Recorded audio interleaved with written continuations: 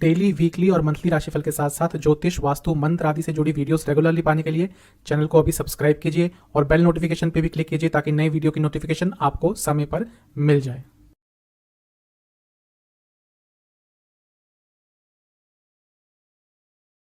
ओम गणेशाय नमः। ओम नमः शिवाय। मैं निखिल ज्योतिषाचार्य आप सभी का मेरे चैनल पे पुनः स्वागत करता हूँ। आशा करता हूँ आप सभी स्वस्थ होंगे। महादेव की कृपा आप सभी पर सदैव बनी रहे। यह वीडियो कुंभ राशि के बारे में है, एक्वेरियस के बारे में। एक्वेरियस की 7.5 जनवरी 2020 से चालू हो गई थी। पहला चरण पूरा हो गया था, 29 अप्रैल को दूसरा चरण चालू हो गया था। लेकिन ऐसी स्थिति रही शनि महाराज की कि वक्री होते होते, यानी कि 4 जून से वक्री होते होते 12 जुलाई को वापस आपके लिए मकर राशि में आ गए। तो टेक्निकली आपकी 7.5 का जो प्रथम चरण था वो फिर से चालू हो गया। दूसरा चरण जो चालू हुआ था 29 अप्रैल को, केवल 2.5 महीने के लिए चला।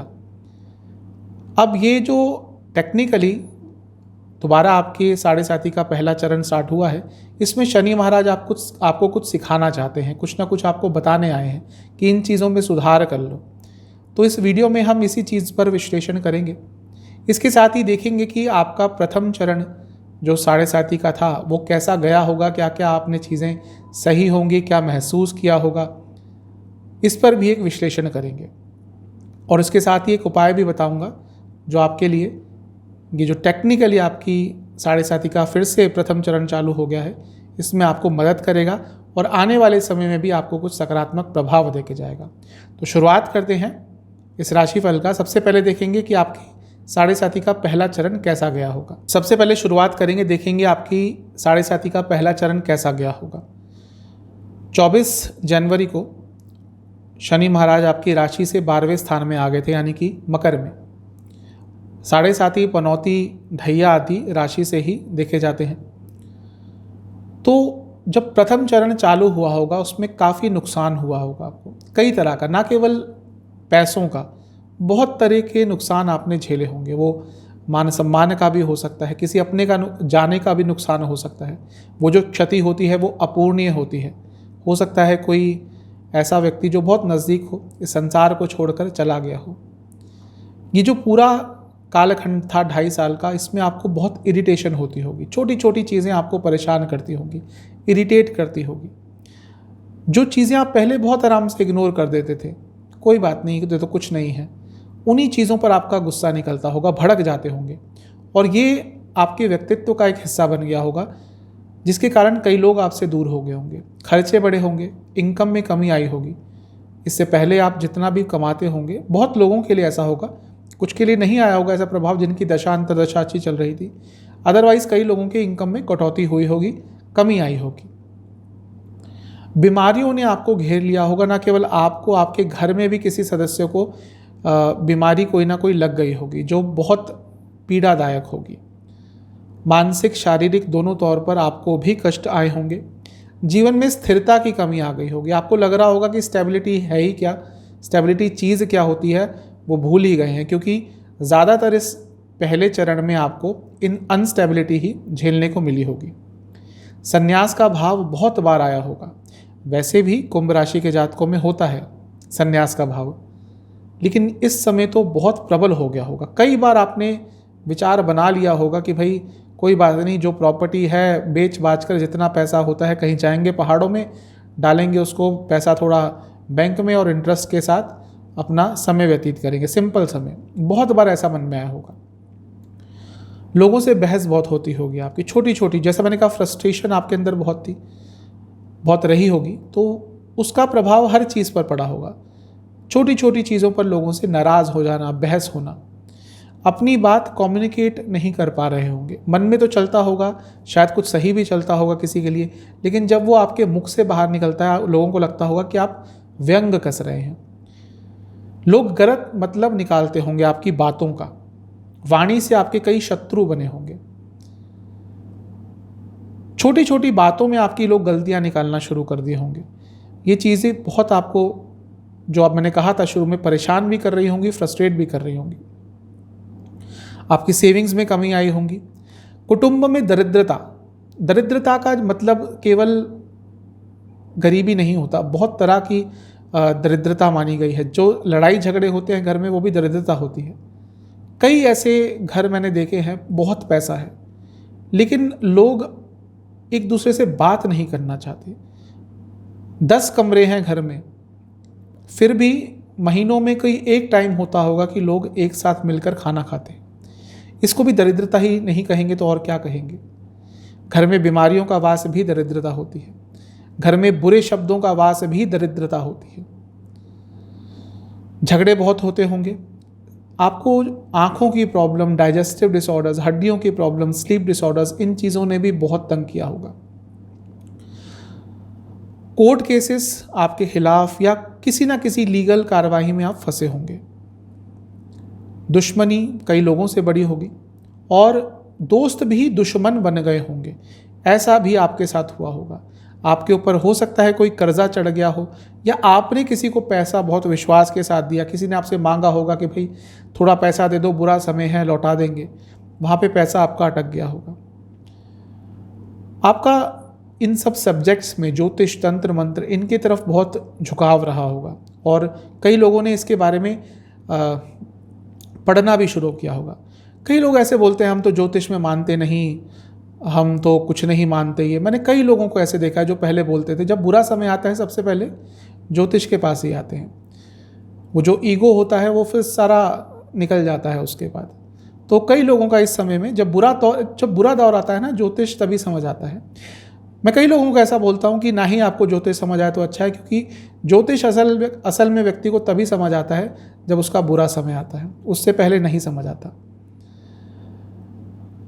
आपके अपने घर के बड़ों से झगड़े हुए होंगे, अपने फादर की साइड से किसी से झगड़ा हुआ होगा, एंसेस्ट्रल प्रॉपर्टी को लेकर इशू चल रहे होंगे, बॉस से तकरार हुई होगी आपकी, धर्म के प्रति आस्था कम हुई होगी। जो इनका नेचर नहीं होता कुंभ राशि के जातकों का, ये धार्मिक होते हैं लेकिन इस समय क्वेश्चन करने लग गए होंगे, भगवान कौन है, क्यों है भगवान, हम तो इतनी आस्था रखते हैं, इतनी पूजा करते हैं, हमारा तो कुछ नहीं करते। ऐसा आपने कई बार किया होगा, तो धर्म के प्रति आस्था कम हुई होगी। हो सकता है आपकी माता जी की सेहत भी अचानक से बिगड़ी होगी, उनको कई तरह के इश्यूज आए होंगे, पिताजी की, माता जी की, दोनों की। कुछ भी नया करने जाते होंगे उसमें मन नहीं करता होगा पहले तो, और कुछ करना स्टार्ट करते होंगे तो उसमें विघ्न आते होंगे। प्रॉपर्टी का इशू कोई आपका चल रहा होगा, कोई केस चल रहा होगा या स्टार्ट हो गया होगा इस समय में। अगर ऑलरेडी चल रहा था तो उसमें प्रॉब्लम्स आ गई होंगी। कई लोगों से शत्रुता का भाव आपके अंदर आ गया होगा, लोग आपको पसंद ही नहीं आ रहे होंगे, अपने भी दुश्मन लगने लग गए होंगे इस समय में। भाई बहनों से दुख प्राप्त हुआ होगा। आजकल मैं देखता रहता हूँ छोटे छोटे for a piece of land, जो 40-50 साल एक भाई बहन का रिश्ता होता है, भाई भाइयों का रिश्ता होता है, कुछ मात्र पैसे के लिए रातों रात दुश्मन बन जाते हैं।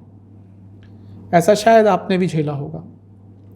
सगे संबंधियों से आपको दुख प्राप्त हुआ होगा। कई लोगों ने आपको नीचा दिखाने का प्रयास किया होगा, अपनों ने। बातें अपनों की ही चुपती है, दूसरों की नहीं। तो कई अपनों ने आपको नीचा दिखाने का प्रयास किया होगा। मुश्किल समय में अपनों ने आपका साथ छोड़ दिया होगा। ये भी चीज़ आपको बहुत हर्ट की होगी। लेकिन एक अच्छी चीज़ इसकी हुई होगी कि लोगों का जो मुखौटा था, जो कई लोगों ने अपने चेहरे पर चढ़ाया हुआ था अच्छेपन का, वो उतर गया होगा। आपको कई लोगों का असली चेहरा दिखाई दिया होगा। कौन अपना कौन पराया, बहुत ही कम लोग अपने होते हैं वैसे तो। जब मुश्किल समय आता है तभी अपनों का पता चलता है। जब मुश्किल समय आता है जो गिनती होती है अपनों की वो बहुत कम हो जाती है। तो इस समय में आपको पता चल गया होगा कौन अपना कौन पराया। अपनों से भरोसा आपका उठा होगा। जैसा मैंने कहा, कई लोगों से धोखा मिला होगा, समय पर काम नहीं आए होंगे, तो भरोसा तो उठ ही जाता है। तो ये सारी चीज़ें आपने अपने साढ़े साथी के पहले चरण में अनुभव करी होंगी। अब जब साढ़े साथी का टेक्निकली दूसरा चरण स्टार्ट होने के बाद टेक्निकली दोबारा प्रथम चरण स्टार्ट हो गया है, इसमें शनिदेव आपको क्या सिखाना चाहते हैं इस पर थोड़ा चर्चा कर लेते हैं। महाराज 12 जुलाई को वापस मकर में आ गए और टेक्निकली आपकी साढ़े साथी का पहला चरण फिर से स्टार्ट हो गया। इसमें शनिदेव आपको बहुत कुछ सिखाना चाहते हैं, इस पर चर्चा करेंगे। सबसे पहली बात, खर्चों में कमी। 12वें स्थान में है तो आपको सीखना होगा खर्चे में कैसे कमी आए। सेहत को प्रायोरिटी बनाना है। जब अगले साल आपके प्रथम स्थान में आ जाएंगे, वैसे तो अपनी ही राशि है, राजयोग भी बनाएंगे। जो भी अच्छा समय यदि आता है आप उसका लाभ तभी उठा पाएंगे जब सेहत आपके पास है। तो सेहत पर अभी से काम करना शुरू कर दीजिए। गिने चुने लोग अपने लाइफ में रखें और उन्हीं पे फोकस करें।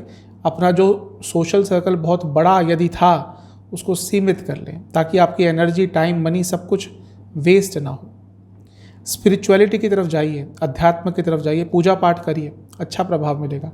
अगर सक्षम हैं तो दान पुण्य कीजिए। इस 6 महीने में जितना दान कर सकते हैं अपने हिसाब से कीजिए। 1000 रुपये का कर सकते हैं 1000 का कीजिए, 10 का कर सकते हैं 10 का कीजिए, अपने हिसाब से कीजिए, लेकिन कीजिए। आने वाले समय में इसका अच्छा प्रभाव अवश्य मिलेगा। दिखावे पे खर्चा ना करें। अब पैसा हो ना हो जो भी है, शोइज्म, दिखावे, इन चीज़ों पे खर्चा नहीं कीजिए। ये सब शुक्र के काम है। शनिदेव को ये सारी चीज़ें पसंद नहीं आती, बिल्कुल मत कीजिएगा। किसी को नीचा तो बिल्कुल मत दिखाइएगा। अपने पैसों का रुतबा किसी को बिल्कुल मत दिखाइएगा। अपनी स्लीप साइकिल ठीक करने का प्रयास कीजिएगा। इसके साथ ही आपको अपनी वाणी में मधुरता लानी होगी। अभी 12वें स्थान में है, दूसरे स्थान पर दृष्टि डाल रहे हैं वक्री होकर। बता रहे हैं कि वाणी में मधुरता ले आइए। कई काम इससे आपके बनेंगे ही, बिगड़ेंगे नहीं। कई ऐसी चीज़ें होती हैं जहाँ पे बातों से बड़े बड़े जो मसले होते हैं वो हल हो जाते हैं। तो इस चीज़ को समझिएगा, स्पष्टता रखिएगा अपनी वाणी में। कुछ भी ऐसा मत बोलिएगा जो लोगों को चुभे, उनको हर्ट करे। सेविंग्स के प्रति थोड़े जागरूक हो जाइएगा। स्पेशली यदि यंग हैं, 30 से कम है, 30 से 35 के बीच में है, पैसा थोड़ा बहुत कमा लिया है लेकिन अभी तक सोचा नहीं है कि इन्वेस्ट कहाँ करें, ये समय है उसके बारे में थोड़ा सोच विचार करने का। कुटुंब में शांति लाने का प्रयास करें, अपने घर में शांति लाने का प्रयास करें। घर के सदस्यों से थोड़ा इमोशनल अटैचमेंट बढ़ाएं। अगर थोड़ी दूरियां आ गई थी उन दूरियों को कम करें। इसके साथ ही पति पत्नी को भी प्रयास करना चाहिए, दोनों को, कि अपने बीच में जो संबंध है उनमें स्थिरता है। 7वीं दृष्टि 6ठे स्थान पर, दुश्मनों से सावधान रहें। किसी भी छोटे दुश्मन को कम ना आके। जब बुरा समय आता है तो छोटा दुश्मन भी बड़े बड़े घाव देकर चला जाता है। कोर्ट केसेस यदि चल रहे हैं, अगर सुलझ सकते हैं, अगर म्यूचुअल अंडरस्टैंडिंग से चीज़ें सुलझ सकती है, सुलझा लीजिएगा। रुके पैसे कहीं पे थे तो उसके लिए एफर्ट डालेंगे, थोड़ा सा प्रयास करेंगे। हो सकता है थोड़ा कठोरता भी अपनानी पड़े। यदि इस समय में करेंगे हो सकता है पैसा आपका वापस आ जाए। कर्जा आपके ऊपर कर्जा चढ़ा हुआ था, उसको भी चुकाने का प्रयास यदि करेंगे तो हो सकता है कहीं ना कहीं से थोड़ा बहुत कर्जा आपका चुक जाए। फ्रस्ट्रेशन कंट्रोल करना सीखना होगा, वरना आगे चलकर जब 7.5 चालू दोबारा होगी, वो जो उसके बाद के 3-4 महीने हैं बहुत सेंसिटिव रहेंगे। अभी भी फ्रस्ट्रेशन पर यदि आपने काबू नहीं पाया, आगे चलकर प्रॉब्लम ही होगी। बीमारियों से सावधान रहें और किसी पर ज़रूरत से ज़्यादा विश्वास ना करें। जो 10वीं दृष्टि है शनि महाराज की, वो रहेगी 9वें स्थान पर। तो धर्म के प्रति यदि आस्था कम हो गई तो उसको वापस लाने का प्रयास करें। घर के बड़ों का आदर करें, उनका सम्मान करें, उनके लिए कुछ स्पेशल करें। धार्मिक यात्रा पर जाने का विचार बहुत समय से था, उसको जनवरी से पहले पूरा करने की कोशिश कर लें, अच्छा लाभ मिलेगा। अगर काम करते हैं अपने मैनेजमेंट से संबंध सुधारें, थोड़ा डिप्लोमेटिक बन सकते हैं, आपके लिए बहुत अच्छा रहेगा। थोड़ा प्रैक्टिकल भी बन सकते हैं तो आपके लिए बहुत अच्छा रहेगा। तो इन सब चीज़ों का आपने विचार करना है इस जनवरी तक के समय में, यानी कि जो 5-6 महीने का समय है, जब दोबारा आपकी 7.5 का प्रथम चरण आ गया है। अब बात करते हैं उपाय की। किसी भी 4 शनिवार लगातार, जब भी वीडियो देखें वहाँ से 4 लगातार शनिवार किसी भी पीपल के पेड़ के नीचे, स्पेशली यदि कोई किसी मंदिर में लगा हो या जिसकी पूजा होती हो, वहाँ पर शाम को 4 सरसों के तेल के दिए रखें। हर एक दिए में एक इलायची का दाना डाल लें। उसके बाद वहाँ बैठकर महामृत्युंजय मंत्र का 108 बार जाप करें और हनुमान चालीसा का 2 बार पाठ करें। ये उपाय आपको 4 लगातार शनिवार करना है। इसके करने से इस प्रथम चरण की 7.5 जो वापस आई है इसमें और आने वाले समय में भी आपको बहुत अच्छे लाभ प्राप्त होंगे। आशा करता हूँ ये वीडियो आपके काम आएगी। चैनल पे नए हैं, सब्सक्राइब कीजिए, वीडियो को लाइक कीजिए। मिलता हूँ अगली वीडियो में, तब तक के लिए ओम।